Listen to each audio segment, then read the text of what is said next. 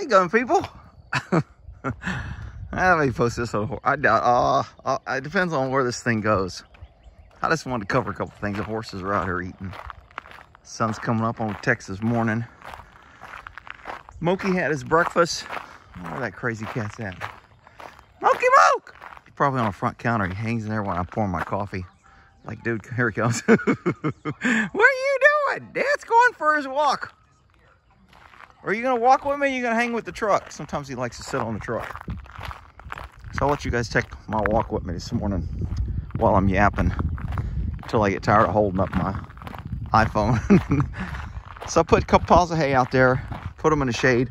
I normally feed them on this side, but they're always in the sun, so I figured I'd let them be cool. And the only reason I put 2 piles is when they come up to me, because my gun people, they don't necessarily know horses.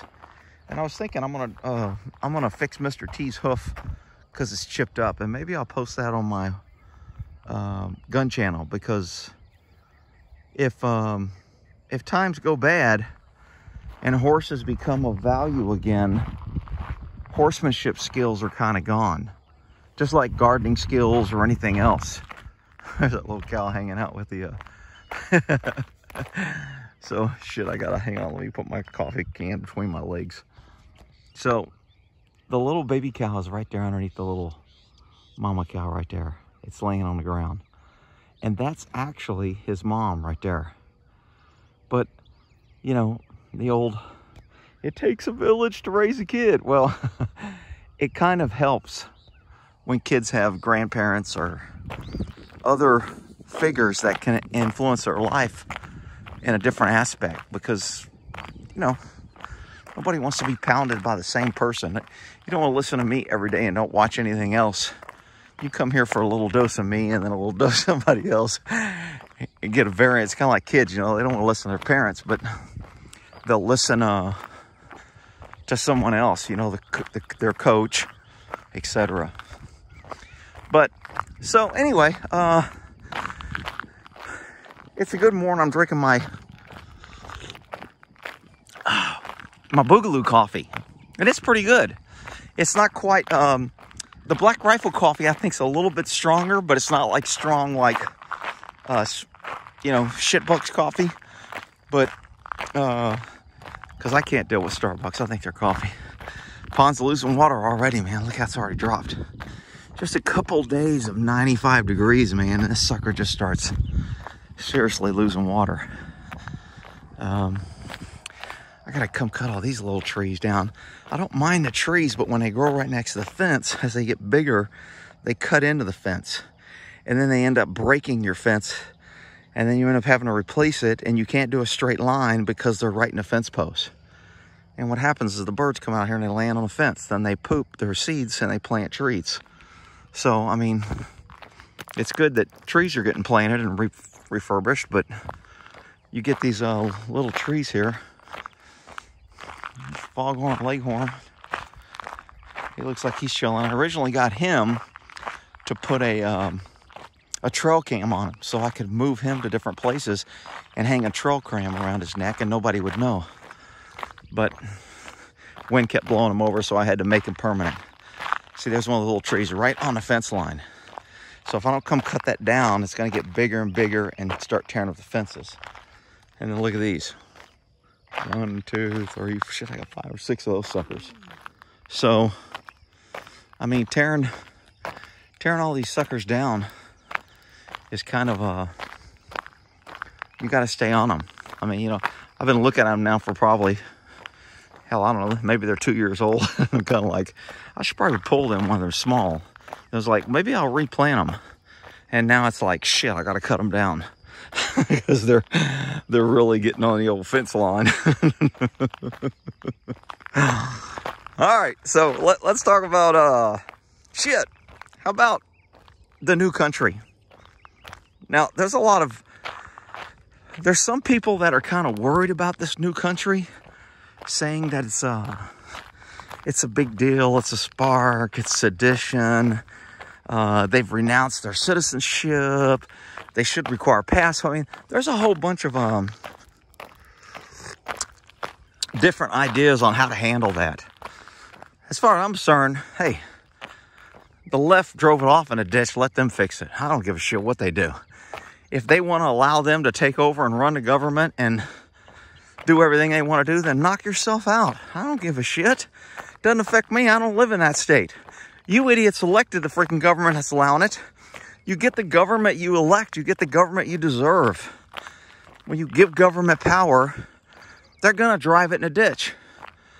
Because they, you know, politicians don't have to live by the rules that they create, that they think are so perfect and so good. I had to switch my coffee hand and my camera holding hand. Rick, you should get you. I know what I should get me. I should get me every freaking. I should have a film crew. I should hire me somebody to follow me around a drone. Unfortunately, I don't. So thanks for all the tips that don't do me shit. But I got to read through your tips. Anyway, some of the tips are good. I like them. It's the the dummies. So, I don't know what the new scoop is. I heard that the rapper took over his... Oh, there's a little Moki cat. Y'all see him? He snuck out on me. He went over the horses. What are you doing, boy? He's going to ambush me. If I don't see him, he like sneaks out and he'll crouch down and ambush me, attack my ankle. You trying to come out here and attack your dad? You're going to be in big trouble if you trip me, boy. I'm going to beat you on YouTube. I'm going to beat you like a redheaded stepchild. There ain't no sense in that. There ain't no sense in that whatsoever. You're going to get a big spanking. Whatever, Dad. Hell, I forgot where I was at. That damn cat. These critters are always distracting me. Shiny things. You know how guys are. We like new shiny things. It's easy to get distracted. So the peaches are coming in. They're getting kind of... I don't know what you'd call them. Is that golf ball size? I don't know what they are. And the pears coming in a little bit. I gotta keep tying. I keep saying I'm gonna tie up this tree. I gotta do that today. It's got too many pears and it's just really dragging it down. I'm gonna tie it up. So Boogaloo Coffee. So I'm talking to my old commander and one of my old buddies that we used to work together in the Air Force. We still keep in touch, and every once in a while they'll do a group text on some stupid shit. And so they did a group text on, hey, have y'all heard of this Boogaloo stuff? What is that a new white supremacist group? They're saying it's a new white supremacist group, and they're into violence. And and I read that, I went, are you freaking kidding me? You freaking people don't keep up with what the hell's going on. And I mean, I guess I get caught not knowing a bunch of shit, but so I respond back and I go, Boogaloo is the new term for the next Civil War, the new revolution, or the second American Revolution. It's basically people are tired of the freaking tyrannical government shitting on us and taxing the hell out of us and treating us like we're freaking lower than peasants and we're lower than slaves, and they run around and make all these rules and they're making all the money. Meanwhile, they're screwing everybody else and they're supposed to work for us and they're ignoring the Constitution. I said, so Boogaloo is the new term that's kind of, instead of saying we need to overthrow the government or we need to stop tyrannical government or we need to do something to stop our government from being the way it is, they're just saying Boogaloo. I said, it ain't no damn white supremacist freaking hate militia group shit. I said, they're just trying to paint it that way. And I said, as far as I'm concerned, I'm ready to boog. And nobody replied. So I don't know if I offended somebody. But you know what? That's where the hell I stand. So you don't want my opinion. Don't watch my video and don't text me asking if I heard of something. So what else is going on? Let's see, I think this morning, what video is going to go? Last night I did the video on those cops planting weed, man. I'm telling you, that was some like, just straight up Serpico. And you know, a lot of people want to bring up Serpico. Serpico wasn't I mean, I'm not an expert on him, but, you know, I know a little bit about him. And he wasn't like saying all the cops are just trying to throw people in jail and killing them for no reason. His thing was the corruption. Every cop was on the take. Every cop was taking, I'm not saying that's not bad, but I think it's different than it is now. I don't think cops are on the take other than on the take for protecting government, shitting on the Constitution, and not giving a shit about citizens, thinking they're better than everybody else and the only thing they want to protect is themselves. So they're more like the mafia, like this is their turf and they control the area and they're a gang that runs around and nobody can touch them. So I think that's what the cops are today. When Serpico was fighting them, it was more of a corruption. Everybody took a little money from this. Everybody took a little money from that. I'm not sure it was so. Now, back then, you know, having a throwdown gun was kind of common. I don't know if it was common. It was talked like it was common. You know, I can't remember. I mean, I kept a gun that I call a throwdown in a car, but I would never throw it down, but just kind of like talking bullshit. Yeah, that's my throwdown gun. Or, you know, if I had a knife, it'd be like, oh man, that's kind of cool knife. I say, yeah, that's my throwdown knife. And it was kind of like a joke between cops. Now, there was that one incident where I think the cops did freaking throw down the knife. No DNA from the suspect. They shot him in the back. And again, that goes back to Jeff Reisig, the crookedest DA in freaking probably the country.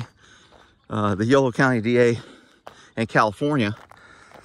And he wanted his gang unit. So he didn't care as long as they could go out there and get him stats so he could get money and get a gang task force and get his gang injunction. And that was his claim to fame, that he was tough on crime. And basically, he was just targeting Mexican and Mexican gangs is what it mainly was. So, and that's kind of a high Hispanic neighborhood. Hi, Mocat. What you doing, boy? He's like, black kitties matter. All right, I hear you. Just don't be burning down the house and shit trying to make your point. So anyway, I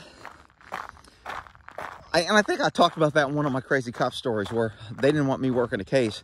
I showed up. I think I was working gun violence grant at the time, which when I was working gun violence, you know, the grant, I was out after guns, but of course I worked with the gang unit because that's where you find guns. I work with Safe Streets with the FBI because you're going to find guns and drugs together. So I work with the drug task force. So, you know, you work with all those, they're all intertwined. So anyway, we get a call that there was a shooting. He pulled a knife, and I think I was in the area. I don't remember if I had it in custody. I know I didn't get there right away, so a lot of the stuff I got info afterwards. But I remember driving by the scene. I saw where the body was. I saw where the cars were, and I went, man, that doesn't sound like what's coming out. Like they were chasing him and he's running, but the cars were on. It just didn't. My initial view was like, man, that doesn't pass the smell test. Then they shot him in the back, said he was going for a weapon, and there was no weapon found. So they call out more people to search. I'm doing my quotation marks. Search more for the weapon. And I think maybe 3 hours later, they found a knife. And the knife was a fire department knife, like the fire department guys had. And cops, when I worked, cops and firemen were pretty tight. We hang out at the fire department, and I still think they're pretty tight. They're both government employees. They both know it's a scam. They both get paid the same. Their benefits are tied together. When the fire department gets a better contract, the cops go, hey, we want the same thing they got. And when the cops get the better contract, the fire department goes, hey, we want the same thing they got. So they work together to increase their contracts. I mean, that's just the way it works. So we were always tight. And again, if there was a football game or something, you could hang out with fire department because they dealt with the same shitholes that you did. They kind of understood, and they were kind of on the same page as cops. You know, we know what you deal with. You know, you don't have to worry about us. We're not a pesky citizen that, you know, thinks you cops are bad and doing all this bad stuff. So anyway, cops hang out with fire department. And I mean, I still don't hate fire guys. I mean, people think I hate firemen and because I crack on them and I do stupid shit. But anyway, so they find this knife with the fire department on it. And they test it and there's no DNA, but they don't release that fact. In the paper, it's like, you know, because Jeff Reisig, when people do press releases, when cops or DAs or when there's a press release, people don't understand that government writes their own press release. And the press reports what government tells them. I'm not saying that all press is in conjunction. There's some that's not, but there's no way for them to get information. I mean, if you call a DA's office right now and say, I want to talk to the DA about something, they're going to go, DA don't talk to people, especially don't talk to anybody from the press. So elected officials don't have to talk. It used to be you could call them out. You'd stop them walking out. Press would be out there. We had investigative reporting. We had a free press that held government in check, that were the watchdog for the people. And the press kind of didn't work for the people, but they looked out for the people and they held government accountable. And now they work in unison. It's just like China. We have government-controlled media. So back then, you know, it was the same thing. It was, you printed what you gave out. And unless you were willing to invest time and money for an insider or develop sources, you got the company line. The company line is whatever the police department or the DA wants to tell you. So the DA does a press release, and I can't remember the complete details, but it's something like, you know, today gang violence is still a #1 priority. We're trying to keep the people safe. Today, our gang unit, under conjunction of, we had to have Hispanics in the gang unit so we didn't look racist, head by Villanueva and Mr. Martinez, were on a gang unit, and they started to pursue, even though I think there was 2 white guys and only 1 Mexican guy there. And they started to pursue a violent gang member that they had identified as a violent gang member. They knew was a gang member from prior contacts, and they thought he had a weapon. And when they chased him, he pulled a weapon, and they had to shoot to defend themselves because they were in fear of their life. And this is the continuing problem of gang violence. And we're trying to keep you people safe and blah, blah, blah, blah, blah. And the same freaking bullshit that you read in every press release. Why? Because the DA was pushing his agenda that I need more money. I need more gang investigators. I need more money to run a task force. I need a bigger building so I can house my task force. A lot of times, government, in their infinite wisdom, instead of giving a bigger building, which they don't need anyway, they just want to spoil government. Instead of approving a bigger building, they will rent a building. When I worked for SACCATS, for the Sacramento Crimes, or what was it, SACCATS? Sacramento Auto Theft Task Force, CATS, whatever. So when we worked for SACCATS, we didn't work at the PD. They rented us a whole floor. Well, not a whole floor, but I don't know. It was a huge freaking building. There was how many people? 1, 2, 3, 4, 7, maybe 12 of us. 12 to 15 people in this building. And of course, the lieutenant had to have his own office, and the sergeant had to have his office, even though they both had their own office at the PD. But in the new building they rented, they had to have their own office. Government waste. I mean, it's just, anybody that hadn't been in government and thinks that paying taxes is good and we need taxes and it's just freaking such a joke. I mean, I think that's why I'm so anti and hate taxes. But so anyway, they rented this big ass office building, so nobody knew where we were at. You know, we drove undercover cars. I mean, everyone that worked in the building knew we were cops because we were always bringing in guns or evidence or bags of dope or whatever to fill out receipts and stuff before we took them down to the evidence locker and booked them. So, you know, and we were wearing our, some people call it raid gear. I'd call it high profile, you know, our vest with police on the front and back because we were in blue jeans. And we were, you know, until we went and did a warrant or was doing a high visibility operation, we wouldn't deck out in what people call, you're wearing your riot uniform. It's not really a riot uniform, but okay. So anyway, we had this big, huge building, and it was I don't know how much they were paying, but it was, you can imagine, in California, and it was in a nice area. And, you know, it is what it is. I mean, it's just, when you hear press releases, people don't understand sometime on how it really it's really hard to get the truth from government because they get to tell the narrative. They get to put out what they want you to know. They get to withhold information. They get to put out false information, and they get to put out the information in a way that it sounds like it's pushing their agenda. When was the last time you had a DA say, man, police department did a really bad job. They gave me a bad report. This was a bad investigation. I can't prosecute it. I want to, but the PD is so corrupt and so bad, I can't do it. I think I've heard of that maybe once or twice when the PD and the DA didn't get along, or they tried to arrest the DA for drunk driving, so then he turned on the PD or something. I mean, but you don't hear that, and that, to me, that should be routine. Government should hold government accountable. See, when people say government, they don't understand that government is people. There's somebody behind that term, government. There's a human being that's supposed to be an American, that's supposed to be supporting the Constitution, that's supposed to care about rights, that's supposed to care about keeping government in check and not letting government get out of control, and not letting government lie to the people and dupe the people and take money and waste money. I mean, the waste of money that I used to see is, God, in government, it was just crazy. I mean, just new computers and new desk every year. I tell that one story where they had like $100,000 they had to spend by the next day, or they'd lose it next year. So they bought this freaking every cubicle. And you know how big a cubicle is. What is it, like a 9 square foot, maybe a 10 square foot area? They brought every cubicle a Dyson vacuum cleaner because they cost, I don't know, 12, 13, 1,700 bucks, whatever the hell they cost. And they had to spend the money. And they're like, well, if we buy, let's say we can justify buying everybody a cubicle. And you know what happened to those? They're non-accountable. They ended up in people's homes. They were around the office for maybe a couple weeks.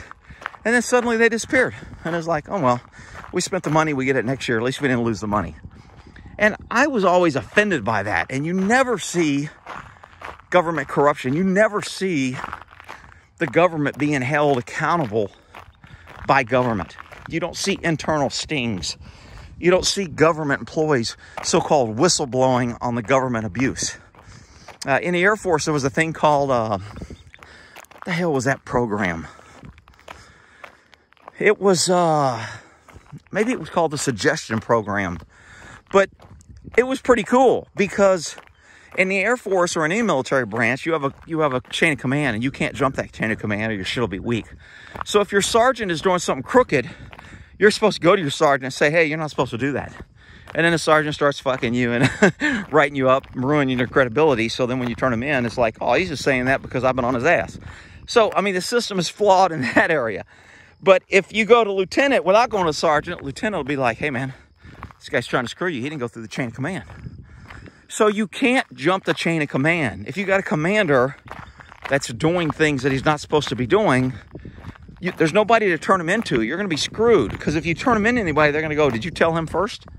And as soon as you say no, because I didn't want, oh, you jumped chain of command. You're in the wrong now. And now you get written up. So it stops people from stopping it. Well, and I don't know if all branches have this, but the Air Force had what's called a suggestion program. You could fill out a form.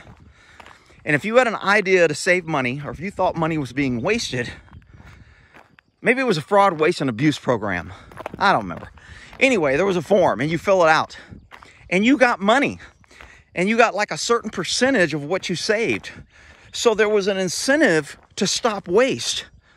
And, I mean, I turned in a couple suggestions, but mine were never for money. It was for, you know, stupid shit, like safety programs that you know, if I was going to, when I was training with a SWAT team, we'd go up to the control tower because that was the highest building on the Air Force base, and we would rappel off it.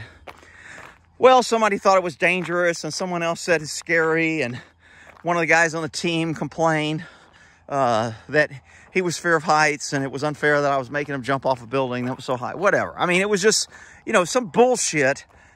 And so then we had to get approval through safety, and then safety had to come out, who had never freaking repelled, didn't know shit about weight, rope, width, strength, friction, stretch of a rope at full length, didn't know shit about it. And he would have to come out there and improve every time we did it. So I couldn't do training anymore without all this planning And when you have to get 3 or 4 or 5 days in, then by the time you get to do your training event, if there's a storm in an area, safety will come out and go, oh, storm in an area. We can't have you at the highest building. You could get struck by lightning. We have to cancel your training. Go through the process again. And it just made it so damn hard. I remember one time, every time I got bit by a dog, which was several times. I mean, my medical record looks like a freaking encyclopedia. But anyway, I mean, I just got bit a lot of times because guess what? No, dogs weren't racist and they liked biting me because I was white. I caught a lot of dogs. That was my job, to train dogs. And they bit me and they chased me and I hid from them and they would find me and they would bite you. And sometimes they'd bite through the wrap. The wrap is a protective thing that they're biting, that they're chewing on. They're supposed not to get tooth tube. Sometimes they'd get through it and put a hole in your arm. Sometimes they'd move down and get your hand where you're holding it. Sometimes they'd move up and get your shoulder. Sometimes they'd come off and get you in the leg. So, I mean, it's part of the process. And every time that happened, I'd have to do this big-ass safety report. You know, like, why did it happen? Why were you doing it? Why is this needed? Why is this required? I mean, it was just freaking crazy. And I was like, so finally, I just started my safety reports with kind of like training a dog, required by Air Force Reg, blah, blah, blah. And you can't stop it because dogs are unpredictable and they're biting you. And then they'd start getting kicked back. And it'd come up down the chain and the commander would get it to my captain and it'd be like, hey man, you got to have Gore do better things. They said they didn't like his explanation. So then the captain would call me and go, hey man, what happened on this dog bite? I go, a freaking dog bit me. I said, what do you think happened? I'm freaking shooting a gun. The handler's telling his dog to get me. I'm training him to bite people and he bit me.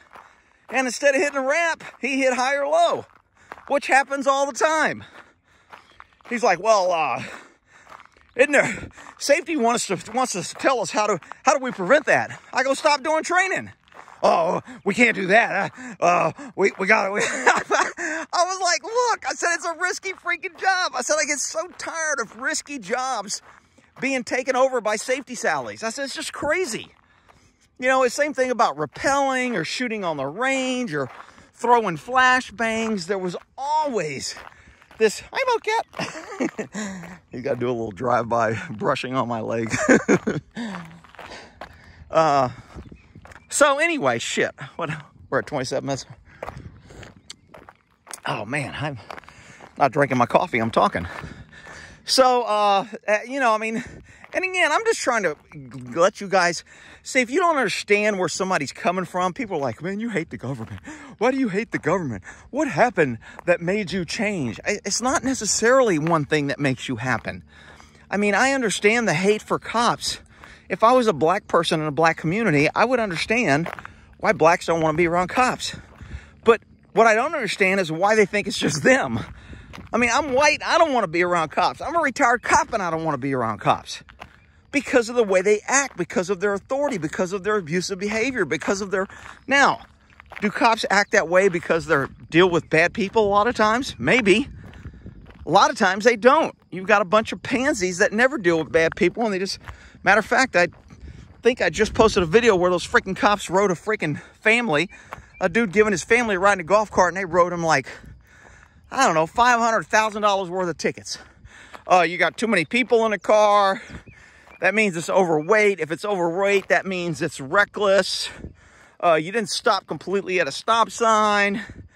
And none of the people in there have seat belts. So we're going to write you for no seat belt. And we're going to write all your passengers. We're going to write you because you didn't make all your passengers wear a seatbelt. So they just stacked this ticket book on. I'm just like, and they're smiling and laughing, thinking they're just like, and I'm like, that's why I freaking hate cops. They don't know the difference between a guy enjoying his family on his personal time, trying to live his life without government intrusion. And they don't know the difference that maybe they're there to protect that way of life and to preserve it. So this family isn't harassed by criminals and drugs. And instead, they're harassed by the cops that are supposed to be preserving what America stands for. So anyway, I went all through topics. What else? Well, there was something when I opened this up that I wanted to cover that I just heard that I was like, you gotta be kidding me. But anyway, the Boogaloo, and I know I wanted to cover that. And then I went off on other crazy topics. So anyway, so that's my, again, life experience. everyone has different frames that they refer back to and what shaped them. You know, a woman that's been raped may have a problem with men. I think it's unreasonable that she hates all men because she was raped. But, I mean, she's entitled to feel the way she wants. I don't care. I don't want to be around somebody like that that's playing a victim and is going to live. I don't want to be around somebody that's, you know, blaming me because somebody came over here 200 years ago and made a country, and it's suddenly my fault. You know, we bombed Japan. Our government bombed Japan. The people in government bombed Japan, and it's my fault that we killed Japanese. You know, I don't like victims, and that's why. Man, I'm really gonna piss some people off here. I probably shouldn't even bring this topic up because I know there's some people that just get freaking triggered. What are you doing, monkey cat? What are you chasing? To me, if anybody has a right to blame white people for their lot in life, it's Jews. Rick, you're just a Jew lover, and you know all the Jews, and they ruin everything, they cause everything, and they're the most evil. Look, I just don't see it. Maybe you people who are doing that were, I don't know, locked up in a camp by the Jews. I don't know. But there's some hardcore people, I mean, they just hate freaking Jews, and I don't get where it comes from. First of all, I don't hate any group because groups are individuals. I hate government, and governments are individuals. But I realize there's good people in government. They just don't have any power or control. The people who are decent don't have any way to change it. Doesn't mean I should love government just because there's good people. Doesn't mean I should hate all the good people just because government is inherently evil. It's about power. It's about control. So anyway, you know, if anybody ought to be pissed off at white people, Jews. I mean, the people, what are you doing? What are you doing to drive by? He's like, don't shoot at me, Dad. I'm in the hood. Shit. I hear gunshots. I gotta look out. So, anyway, man, Jews were like cooked and killed. I mean, they were trying to be taken out. And they don't run around and burn down cities and claim, woe is me. It's the mean Germans. It's the mean white people. It's everybody that's white for my lot in life. So I'm going to burn down everything and say I'm the victim. I mean, Jews don't do that. Now, I know somebody's going to be here. They run the media, Rick. They run this. They're in charge. It's a big conspiracy. What's that word they like to use a lot? Shit, I don't even know. Those Jew haters, I kind of laugh at them because I'm just like, damn, man, I mean, I blame liberals for a lot of shit, and I don't like liberals. But I don't think I'm obsessed with, like, maybe I am. I don't know. I mean, I think liberalism and people that follow it are really the root of a lot of evil. I mean, they're the worst of the worst in government. They're social, their feelings, they prey on feelings, they lie the most, they have no ethics, they're the most hypocritical. They don't believe in anything. They believe in what gets them elected. Their views change by popular opinion. I mean, it's just, they're the most incredible group of people I've ever seen in my entire life. And, you know, if they were one color, then I'd be called a racist because I hate the group of liberals. And I still believe it's only a matter of time till liberals get liberalism as a protected class, because that's how you divide. And then you can't talk about them. And if you can't talk about them, well, then, you know what? All you can say is bad stuff about the other people. And they get to tell everybody who to hate and who to blame and who not to like. And then what? I mean, it's just... But anyway, to me, if the Jews ran around today and acted like another group that runs around and blames everybody and burns down their neighborhoods, it would be more justified because I think they got a much worse deal. Now, you can't say that without being called a racist or, you know, what's a Jew hater? I don't know what a Jew hater is. What's a Jew lover? I don't even know what that is. I mean, I just don't keep up with all that shit. I mean, to me, it just doesn't matter. People are people. I judge you on your freaking, how you act, what you believe in, what kind of person you are. Do you contribute to the community or do you just take? Are you a leech to society or do you give back? Do you raise your kids with morals and values Or do you just raise them to be, you know, pieces of shit that you don't care so you can have more kids? I mean, to me, actions are much more than color or religion or any this other crap. But, you know, if you say that, then the liberals can't attack you. They can't figure out a way to label you. So what do? They just label you for whatever, you know? It's kind of like I get labeled if I crack on a woman. I'm a sexist. If I crack on cops, I hate cops. Crack on firemen, I hate firemen. I crack on nurses, I hate nurses. If I crack on dumb horse owners, I hate dumb horse owners, which are usually women. But anyway, I just had to say that because if you watch my horse channel, you would know women dominate the horse world. So it's very hard to criticize the horse world without criticizing women. And so you got these little feminazis out there that are just, you know, we're women power. You can't talk about us. We're the smartest thing on the planet. We don't need you men. And how dare you talk about the sacred women of the world? So, you know, I get so much freaking heat on my horse channel for, because look, if 90% of the horse owners are women and I'm doing videos on bad things with horses, what are the odds that I'm going to be talking about a woman? You know, blacks commit 50% of the violent crime. If I'm talking about violent crime, what are the odds that I'm going to be showing clips or talking about some black people? But you know what? I talk about men. They don't want to hear that.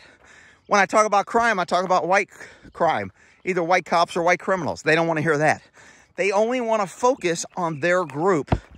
And when everybody's got a group except white males, no group for them, open game, everybody can kill them, beat them, call them names. They're all mean, evil. They're the root of all. They caused everything. Created the greatest freaking country the world has ever seen. Helped more people than anybody. And somehow, you know, because of your color, you're the most evil person in the world. I just don't get it. But again, you know, I don't get a lot of shit. So anyway, I'm okay.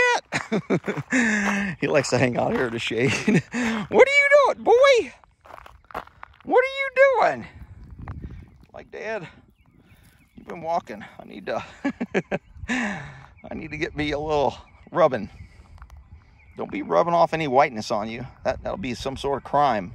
Liberals will be here calling you some name. They'll be accusing me of keeping you down. Look at him. He's making him lay down at his feet. He just hates him because the cat's color. Whatever. Freaking crazy ass people. All right. Horses are still eating. They'll nibble. Remember, horses are grazers, because I'm posting this on my gun channel. And I was going to do a video on kind of like if horses, if you came across a wild horse, you had to figure out if you could ride a wild horse or get on a horse. I was going to give some tips on that. And so I'll try to cover when I see my horses, when I'm doing my gun videos, a couple things that kind of like little tips to pick up, because horses are like anything else. It's like guns. Somebody goes, oh man, I'm a gun person. Really? Do you know every gun, every caliber, how much grains, how weight? There's some people that are really into reloading and they don't know everything about reloading. And there's some people that are really into ARs and they may not know everything about ARs. And there's some people that are really into pistols and they may not know everything about every pistol and the history of every pistol. Because everything, when you get into it, is much more massive and has so much more information because you don't know what you don't know. And horses are one of those things that people think are, hey, you get on and you pull on a bit, and you kick to go, and you pull to stop. Pretty much that's a horse. And there's so much that most people don't even know what they don't know. So they're grazing animals. They like to nibble. They'll nibble all day. They only sleep 2 hours a day. And they sleep standing up. They have locking tendons or joints in their legs so they can lock their legs and appear to be standing up and alert so predators don't attack them. So when you see a horse standing, they could be sleeping. But because they only sleep 10 or 15 minutes at a time, they catch these little horsey naps. Overall, they sleep maybe only 2 hours a day. Horses will lay down. Buddy lays down a lot more than Mr. T. Most horses don't lay down to sleep because it puts them in a vulnerable position. They know that if they're attacked, they're screwed. Horses don't like to be off their feet. That's why they don't like stepping on things. That's why they're unsure walking through water or on different pavements or uneven ground. They're a little nervous of that because in a while they wouldn't do that. They know their ability to live is their ability to run. And you can't run if you're laying down. You can't run if you're on unsure footing. You can't do that. Fight, flight, or freeze. I talk about fight or flight light. Fight, flight, or freeze. Deers freeze when they get headlights because they're prey animals, just like horses. Their eyes are on the side of the head so they can see around the whole body to see if they're being attacked. Predators have eyes in front of their head so they can focus on what they're hunting. So horses and deers are both prey animals. And because they're prey animals, they have fight, flight, or freeze. Deers freeze a lot. When they get the headlights, they freeze. A horse will also freeze, not quite as much as a deer. But when you see a deer freezing in the headlights, it's because that fight, flight, or response has kicked in, and they're like, if I run, I can't see because I'm blinded, especially at night. When light hits your eyes, you're blinded, even as a human. Well, horses and deer have much better night vision. So when they get light at night, it really blinds them, and it blinds them for a longer time. We get blinded for a second. We could shut our eyes, and maybe in 5 or 10 seconds, we can see again. With horses and deer, it may take 30 minutes for them to regain their night vision. So they will always be slow and stumbling. A lot of horse accidents happen at dusk or dawn when the sun's coming up or going down because the light is changing. More at night because it's getting darker and their eyes haven't adjusted. But even during the day, the bright light, because their eyes are adjusting, they'll still stumble a little bit more. So anyway, that's a down and dirty on horsey thinking 101. All right. And cats, they're just cats. All right, y'all have a good one. We'll end that there.